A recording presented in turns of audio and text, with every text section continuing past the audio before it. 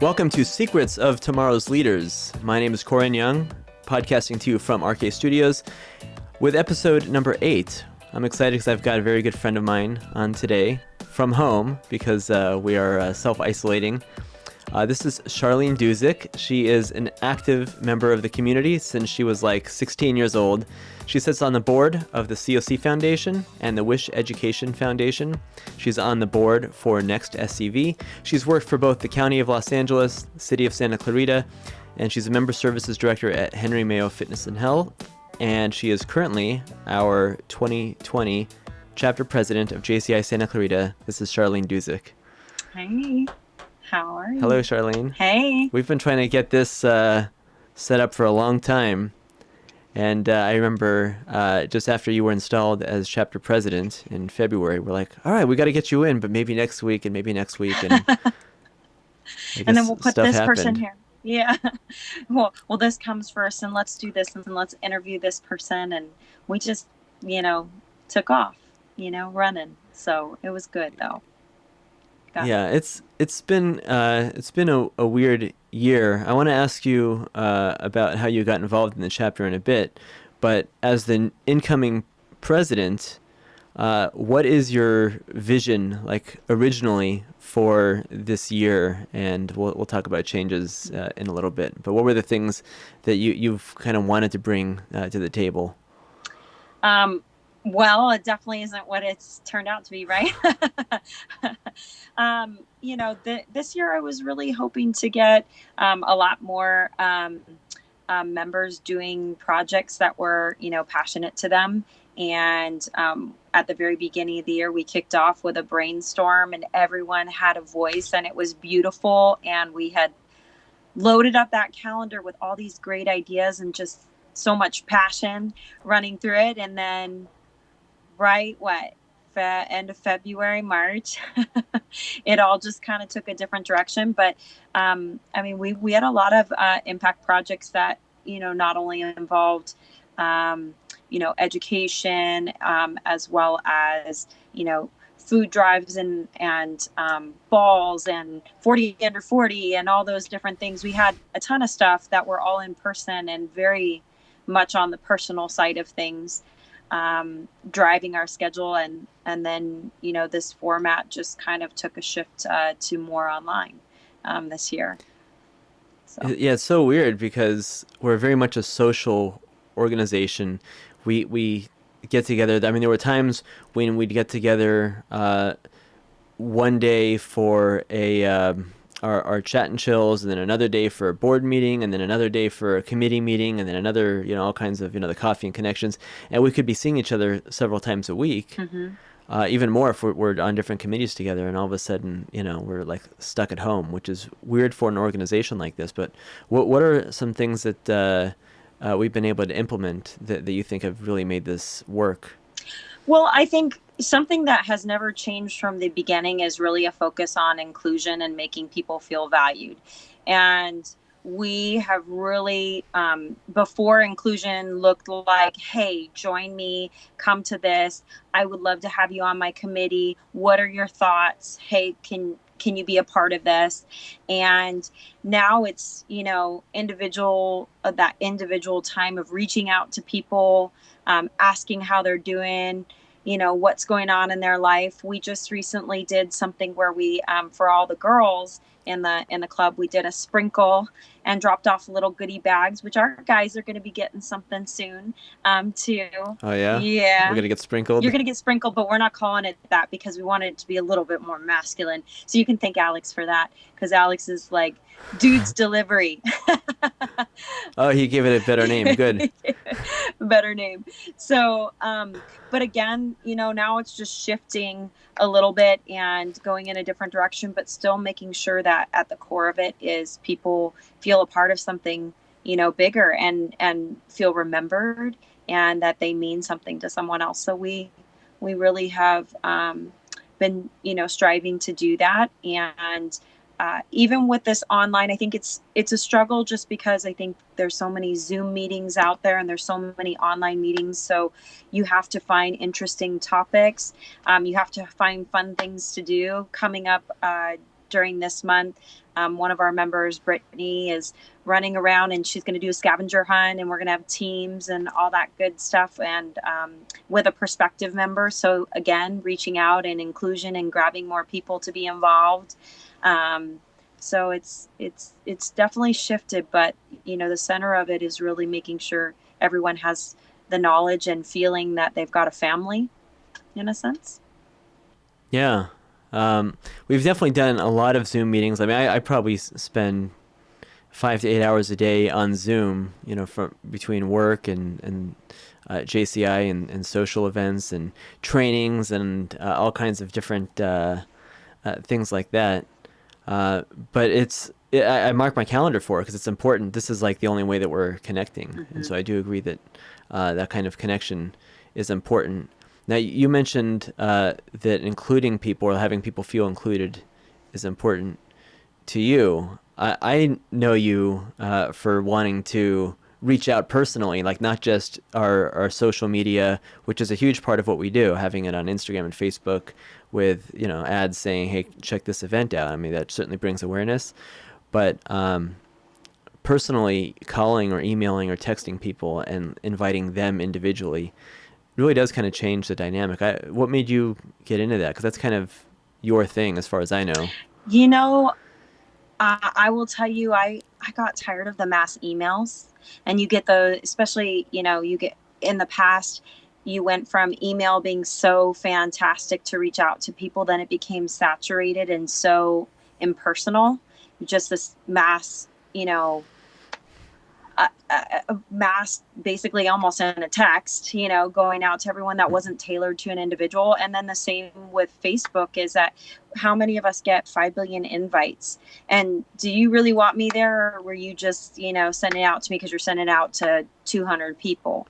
And it feels good. It feels good when someone says, hey, I think you'll like this. I'd love to have you there. Miss you. I hope things are going good in your life. And from day one when we were reaching out for Relay for Life and getting people involved, you're like Sharlene and her personal invites. Yeah, I know. It was a chore. It was extra, like more work than sending out one email, but it was a lot more effective. Yeah. Well, we've kind of shifted our culture over, the last couple of years to forget about how important people want to feel and that they're a part of something and that you mean something to them. And so I think you start to see that, it's kind of an epiphany when you go, oh my gosh, this works. It's very time consuming and very laborious, but my gosh, when I have 50 people that show up to something because I called them, it's kind of cool. And then they have that dialogue with you. I really appreciated that you did that, it's neat. Yeah. So. Yeah, you've always been very good about making sure other people are included, whether they're people from our organization or sponsors or prospective members or whoever.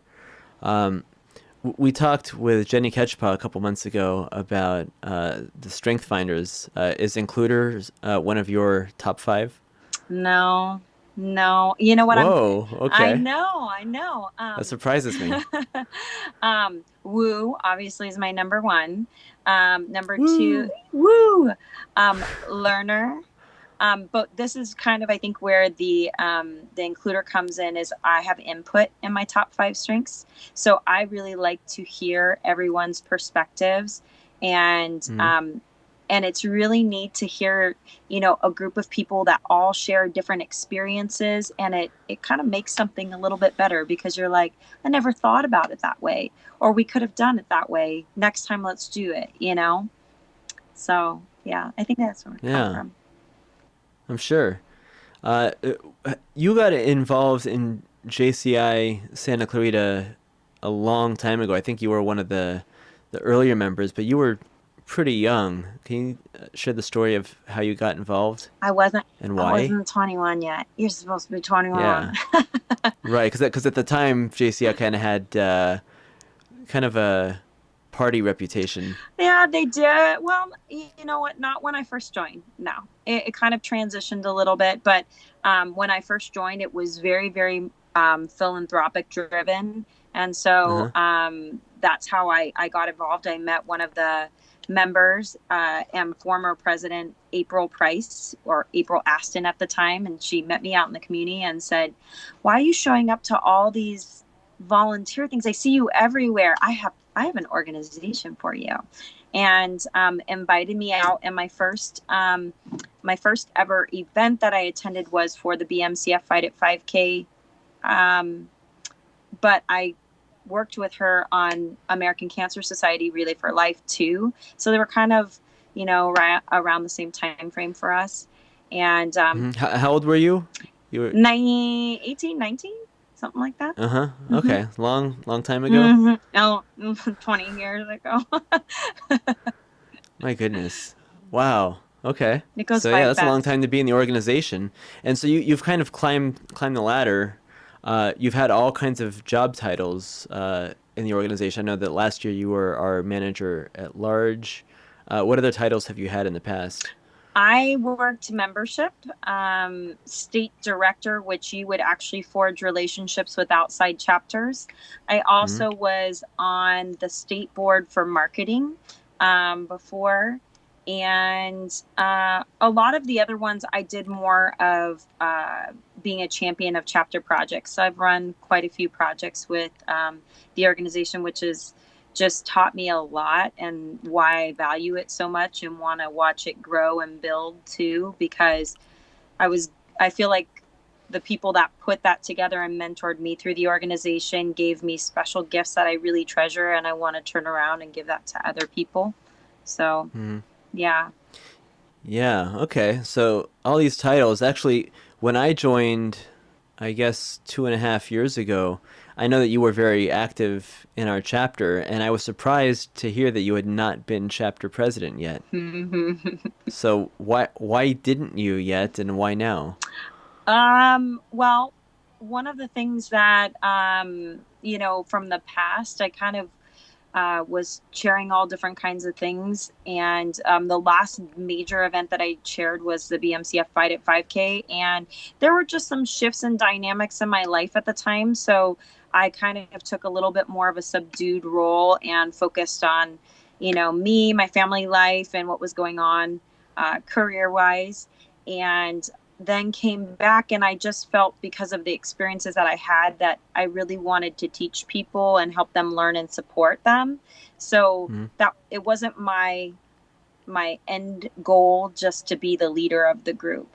But it has been fun, and it's been insightful, because I'm still learning through this process for myself, not just, trying to help support and let other people learn. So now, I think one of the reasons that I took it on is I'm about to age out, and would love to keep having the chapter grow and provide those tool sets. And I think something that's always important is really, really good leadership and perpetuating growth. And Taylor Kellstrom did an amazing job last year. Wanted to have that continuity, since we had so many new faces, and I know you know that because of being in the group for a while, that just having the history and knowing the structure of the organization and keeping that consistent, I think was important. Yeah, it seems that there's going to be just in the 2-3 years that I've been in there, I see that there's people that come in for a year and then they're gone, and then there's a whole new group of people. It's like watching like season 4 and season 5 of like a TV show, but then there's the regulars like you and like Neil that have been there for a really long time, and the people that were members 10 years ago and that have like either moved on or aged out, and now they come back as guest stars. That's kind of how I see it. So you do a lot of stuff in the community. You said that learners is one of your big strengths, and I know you work on the board for a couple of educational foundations. Why are you still involved in all these other organizations between your full-time job and your, I guess your side hustle job, and president of this chapter, and being a wife, and mom of 2, and all these different things. You're on the PTA too? I'm not on the PTA. It's a PTO, okay. But I have not taken a leadership role. I just help out and volunteer on different things here and there. So yeah, somehow you've got 40 hours in a day, But what makes you want to still work in all these different organizations too, in addition to like real life, like the other stuff? Well, number one, you want to showcase to your kids what giving back looks like, and you want them to be the change that you want to see in the world. And if they see Mm-hmm. you out there doing this and bringing them to these events and meeting people and going, why is this?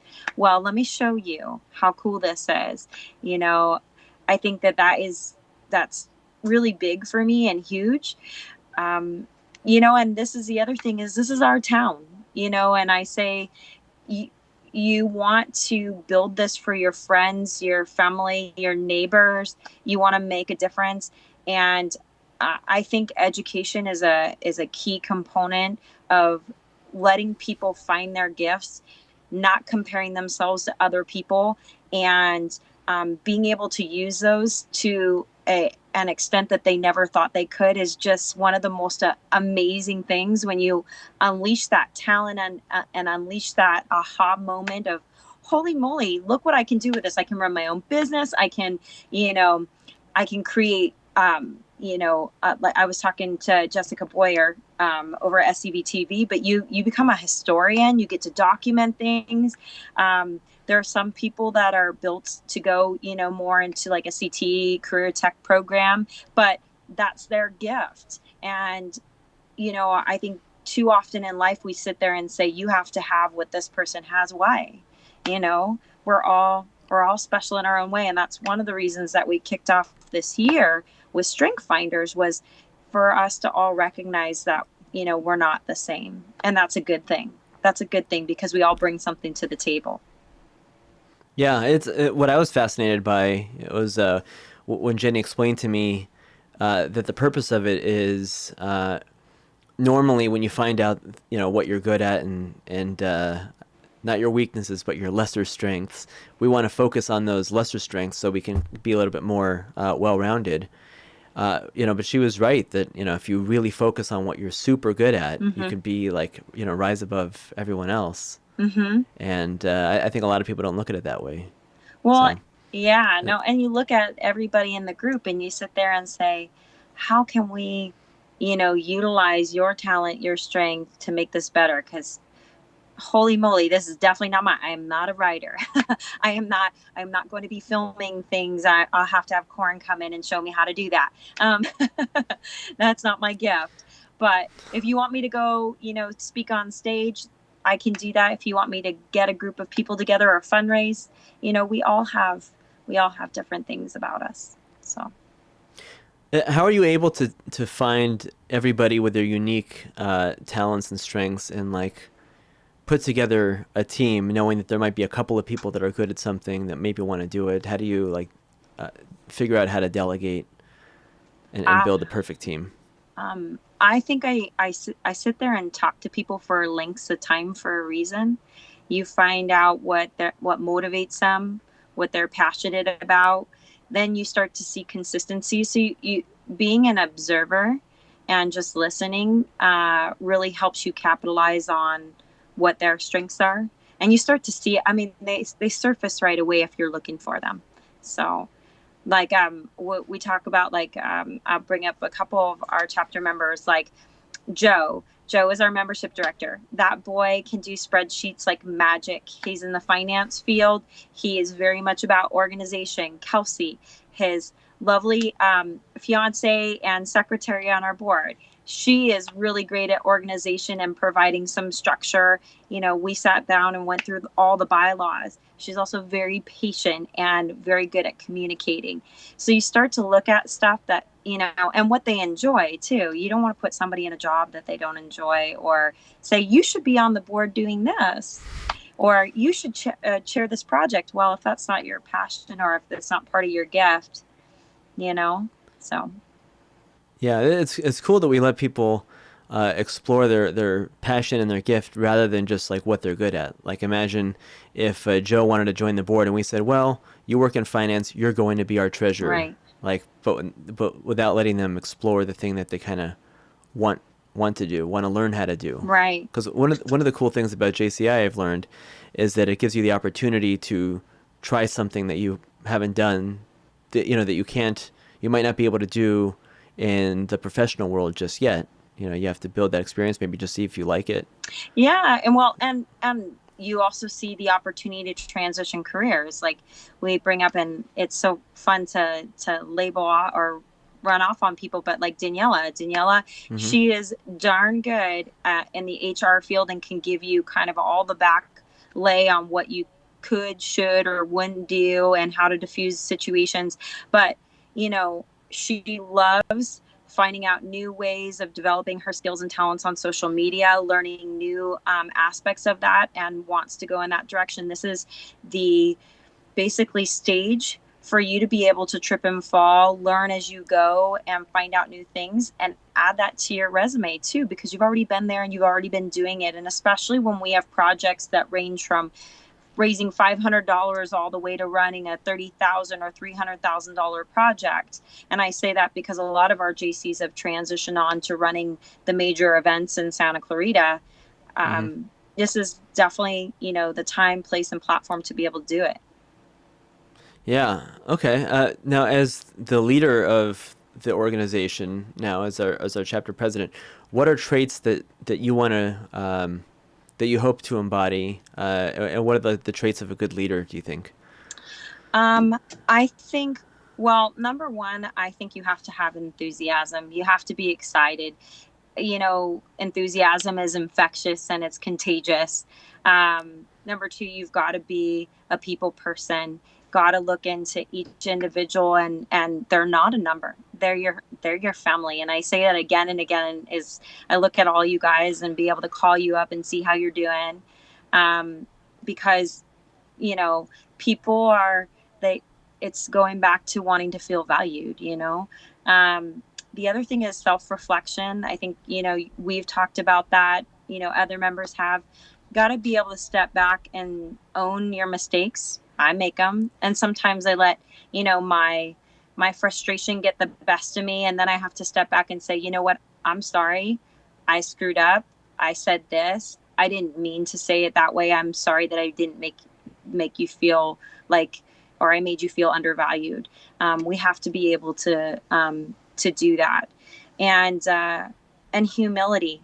There's something so beautiful about watching other people stand in the limelight, and feeling accomplished and having that aha moment, that holy moly, I can't believe I ran that, and stepping back from whatever project that is.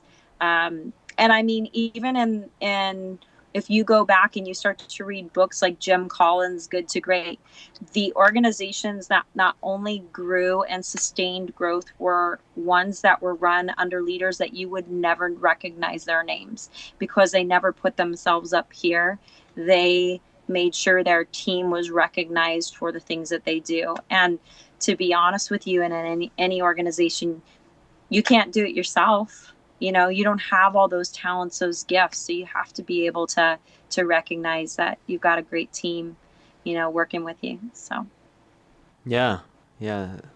I uh, Looking back, let's say a year from now, when we've got a new chapter president and you and I have both aged out of the organization, uh, how do you want the Sharlene Duzick year to be?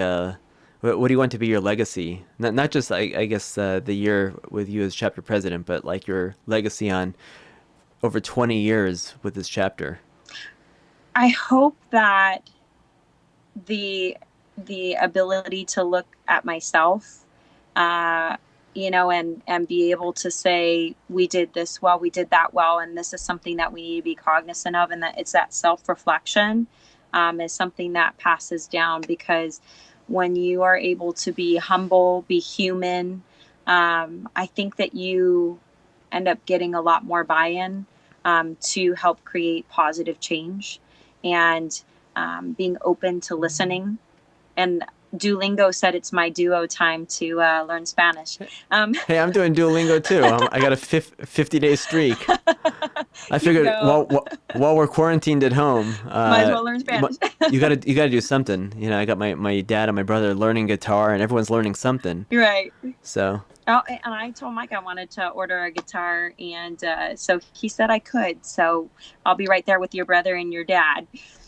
I hope I don't want to interrupt your legacy hopes, but I'm hoping that this is going to be a very educational year. Yeah. For me, I signed up for that. You ever get those ads on Facebook and YouTube for like the master class? Mm-hmm. With like all these like celebrities teaching the class? So I signed up for that. I signed up for a couple of other classes, and I haven't watched a whole lot yet, but yeah, I'd like to. I should. Well, just remember this, like for legacy, like what I think legacy is having that continuity. And how do you have that continuity? People don't necessarily remember your name. They remember the lessons that they learned, you know? And so, and that's kind of exactly what you're talking about is what did I take away? What did I learn from all of those lessons? You know, yeah. Master classes are bomb. Me and my word, bomb awesome. So yeah, it's amazing when you have those epiphanies and those awakening moments that carry on and change your whole landscape of the way you think, the way you interact with people. And I hope that this chapter continues to grow, have lots of success, but more importantly, continue that path and that continuity of impacting more people and giving them those same experiences that we got to, you know? Yeah. Your big quote that you're known for is, I'll let you complete it. The meaning of life is finding your gift. The purpose of life is giving it away. And it was by Picasso. And I love that because, like I said, you know, we all have gifts and we all have a place and a purpose in this world. And we just have to find them and turn around and give them to someone else to share and keep sharing and keep sharing. So. Yeah. Sharlene, thank you so much. I'm so glad we finally got to connect and do this. Long time in the making. Okay. Well, and I hope to see you again in person someday soon this year. I'll give you a hug one day. One day. In the distant future. Okay. He's like well, it was a pleasure.